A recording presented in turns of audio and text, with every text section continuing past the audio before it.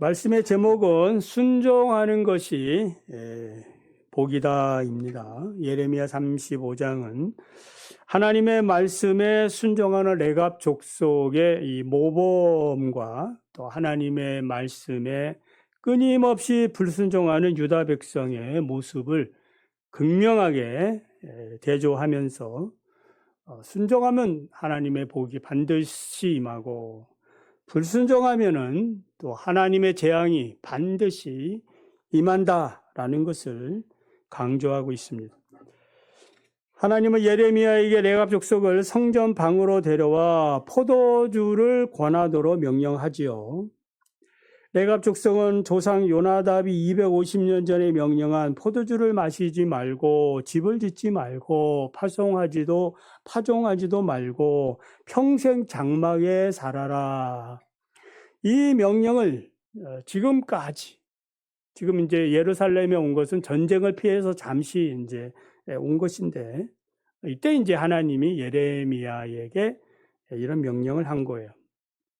포도주를 마시라. 대선지자 예레미야가 권하는 포도주다.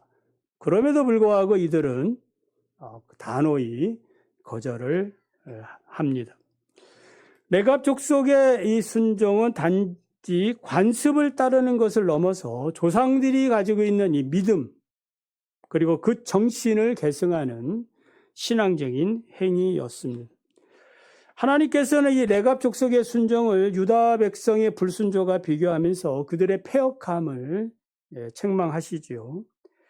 내가 끊임없이 선지자들을 너희에게 보냈는데 그래서 너희들이 회개할 것을 촉구했는데 너희들은 귀담아 듣지도 않았고 내 말을 무시했다. 그 결과 어떻게 하신다는 거예요? 내가 너희에게 유다 백성에게 재앙을 내리겠다. 반면에 레갑 족속에게는 영원히 하나님 앞에 설 후손이 끊어지지 않도록 해 주시겠다라고 약속을 하십니다. 본문이 주는 교훈은 무엇입니까? 첫째, 순종은 축복의 근원입니다. 레갑 사람들은 예레미야의 포도주 권유에 앞서 설명한 대로 우리는 마시지 않겠다. 그 이유는 무엇이에요? 우리 조상 요나답이 우리에게 명령하여 이르기를 너희와 너희 자손은 영원히 포도주를 마시지 말라. 그래서 우리는 그 말씀에 그대로 지금까지 따르고 있습니다. 이런 순종의 태도에 대한 하나님의 반응은 무엇이에요? 19절을 보면은 레갑의 아들 요나답에게서 내 앞에 설 사람이 영원히 끊어지지 아니하리라. 하나님의 축복이 약속이 됩니다. 하나님의 이 축복은 단순한 자손의 번성을 넘어서서 하나님의 임재 가운데에 살아가는 그러한 영적 복까지 다 포함하고 있습니다. 레갑 족속의 순종은 단순히 조상의 명령에 따르는 행위를 넘어서 있다고 했죠. 그들의 삶의 방식은 유목민으로서 하나님을 의지하는 신앙적인 선택과 연결되어 있어요. 그 땅에 뭐 정착하면 좋지요. 근데 정착을 하게 되면은 거기서 이제 또 많은 타락과 문제가 생기니까 불편해도 장막을 치고 그래서 하루하루 하나님만 바라보며 사는 그런 믿음을 가질 것을 원했던 거예요. 자, 이러한 신앙의 결과 수백 년이 지나도 그들의 가문은 보존되었고 그리고 마지막 날까지 우리 하나님이 너희를 축복한다라는 그런 약속을 받게 되었다라는 거예요. 아브라함이 하나님의 명령에 따라 본토 친척 아비집을 떠났을 때에 알지 못하는 그 곳을 향하여 나아갔을 때 그러니까 하나님께 순종한 거죠. 하나님 말씀에 순종할 때 우리 하나님께서 내가 너로 큰 민족을 이루고 너의 이름을 창대하게 하고 너를 복의 근원으로 삼겠다. 이 약속하셨어요. 이 약속이 예수 그리스도를 통하여 이루어지게 된 것입니다. 순종은 하나님의 말씀에 대한 존경의 표현이에요. 우리가 부모의 말씀에 순종하는 것도 주님을 존경하는 표현 아니에요? 우리는 종종 하나님의 말씀을 나의 생각과 환경에 따라서, 현실에 따라서 뭐 이러니까 저러니까 따를 수 없습니다. 그게 지금 맞지 않습니다. 뭐 이렇게 여러 가지 나름대로 해석을 합니다. 이 레갑 족속처럼 좀 융통성이 없고 유연한 사고 같지 않아도 하나님의 말씀이라면 그 말씀 그대로 받아들이고 자신들의 삶에서 실천하고 있었다. 이것이 하나님을 경외하고 존경하는 가장 최고의 방법이라고 믿습니다. 불편하고 손해가 따를지라도 하나님의 말씀에 순종하시기 바랍니다.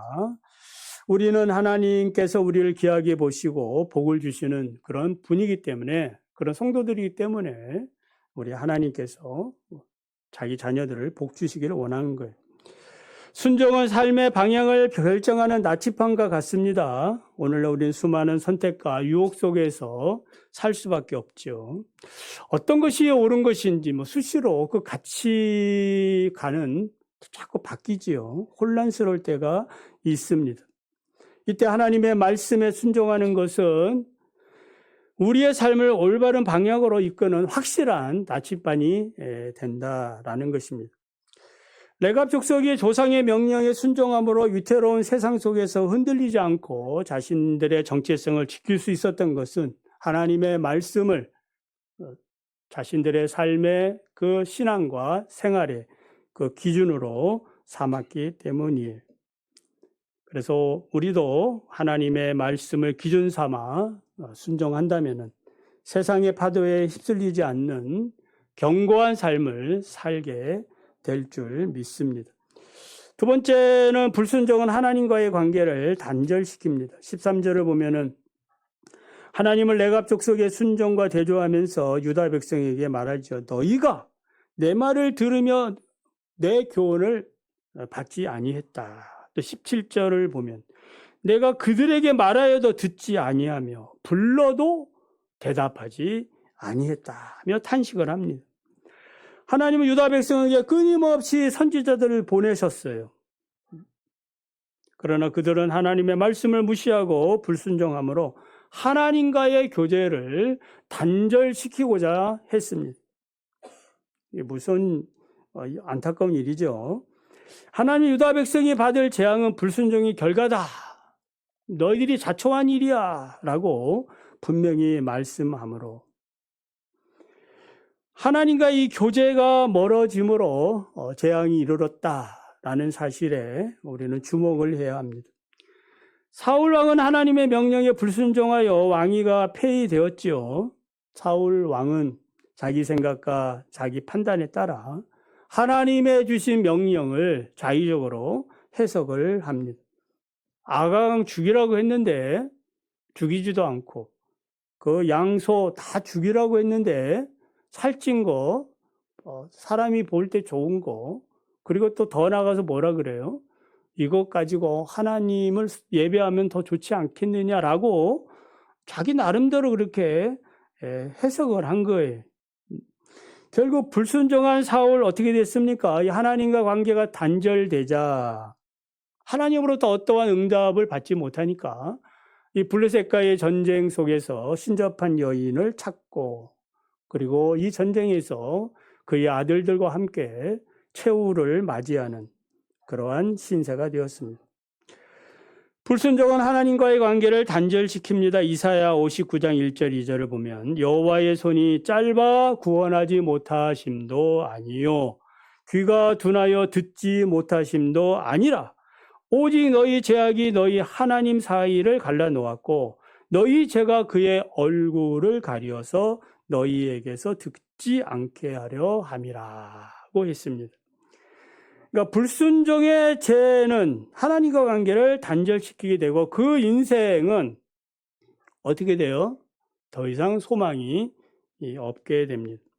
하나님의 백성일지라도 내가 목사인데 내가 장로인데 내가 권사인데 집사인데 그 아무 소용 없는 거예요. 하나님과의 관계가 끊어지면은 소망이 없어지는 거예요. 마치 자녀가 부모의 말을 듣지 않는다면은 어떻게 되겠어요? 보호자가 사라지는 거예요. 요즘 아이들 유괴 사건들이 있잖아요. 두렵지요.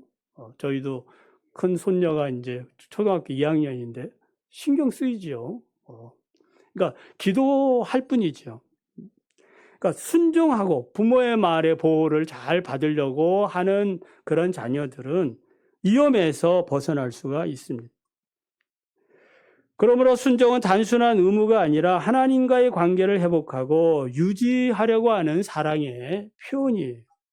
죄를 회개하고 죄로부터 적극적으로 멀어지려는 이런 노력들을 지속적으로 하시기를 바랍니다.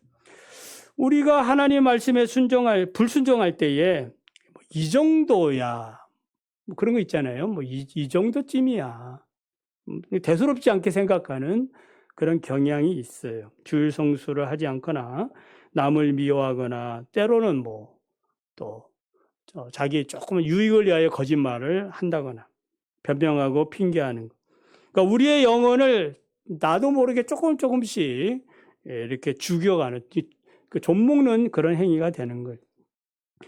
레갑 족속이 사소해 보이는 조상의 유언을 지킨 것처럼 우리들도 하나님의 말씀 하나하나를 신실하게 순종하며 지키시기를 원합니다. 작은 이 불순종이 모여서 결국 이제 그 큰 재앙으로 이끈다라는 것도 기억을 해야 됩니다. 그래서 하나님의 말씀을 우리가 지킬 때 이 하나님의 말씀은 우리를 보호하는 안전장치와 같아요. 그러니까 불순종은 이 안전장치를 풀어버리는 그런 행위예요. 그러니까 풀려버린 안전장치로 인해서 위험은 언제나 이제 찾아올 수가 있는 겁니다. 그래서 우리가 산업재해 이런 거 있잖아요. 항상 안전을 생각하잖아요. 안전구호를 외치고. 그래, 그것이 이제 안 되면 언젠가는 분명히 큰 사고로 이어지게 되어져 있는 거예요. 결국 유다 백성이 선지자의 경고를 무시하다가 바벨론에게 나라가 망하고 남은 백성은 죽거나 포로로 잡혀가는 그런 비참한 그런 신세가 되었습니다. 자, 세 번째는 믿음의 원칙을 지켜야 합니다. 16절을 보면 레갑의 아들 요나답의 자손은 그의 선조가 그들에게 명령한 그 명령을 지켜 행했다. 어떤 좌우명이라고 할 수 있죠. 우리끼리의 말은 좌우명, 신조. 이 레갑 사람들의 신조는 뭐예요? 250년에 얘기했던 이 조상의 말, 포도주 마시지 말고, 집 짓지 말고, 파종하지 말고, 평생 장막에 살아라. 이렇게 살다가 우리가 어떻게 좋은 세상을 이렇게 맨날 고생만 합니까? 불편하게 삽니까? 이런 말 하지 않고, 예, 알겠습니다. 이렇기 때문에 이 예레미야의 권유까지 단호히 거절했던 거예요. 레갑 자손은 조상의 명령에 대해서 절대적인 순종을 보여주었지요. 마찬가지로 우리가 하나님의 말씀에 순종할 때에 믿음의 원칙들이 있어야 됩니다. 주일 성수 같은 경우도 죽는 일 아니면 내가 지킨다. 이런 각오들 중요하죠. 하나님은 레갑 자손의 순종을 보시고 그들의 영원한 축복을 약속합니다. 그러니까 믿음의 원칙을 지키는 것은 궁극적으로 하나님의 보호와 이 축복으로 이어진다라는 거예요.